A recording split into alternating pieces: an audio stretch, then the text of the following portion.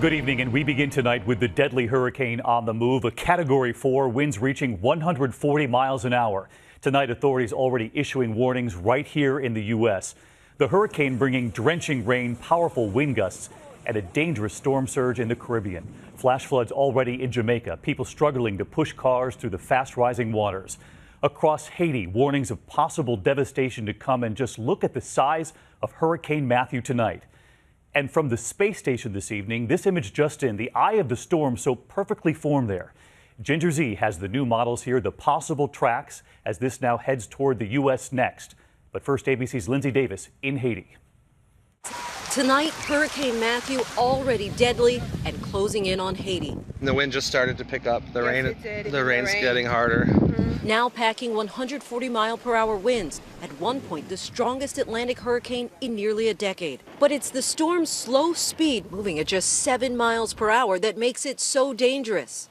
We made our way into Haiti today from the neighboring Dominican Republic.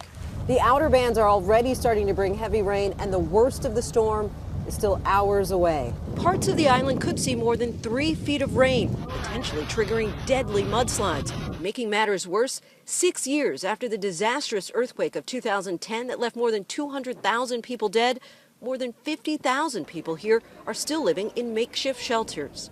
As we know, we're not really prepared for the type of hurricane, but we're doing the best that we can. And at this orphanage outside of Port-au-Prince, they've boarded up the windows and moved their more than 60 children to the second floor. The storm has already killed at least 4 across the region. In Cuba, the U.S. military has already evacuated 700 military family members from Guantanamo Bay. This man warns residents to evacuate. Long lines are forming for food and supplies. Worshippers at this church pray they'll be spared.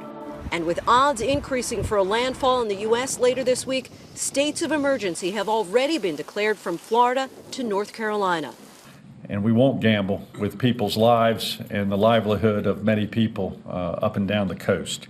David, the entire region is bracing for what is being described as life-threatening rain. We're talking about potentially 40 inches of rain, which could be devastating for people who are still living here in some homes that are rather fragile, homes that will offer very little protection. It's going to be a long 24 hours ahead, David. All right, Lindsay, you and the team stay safe tonight in the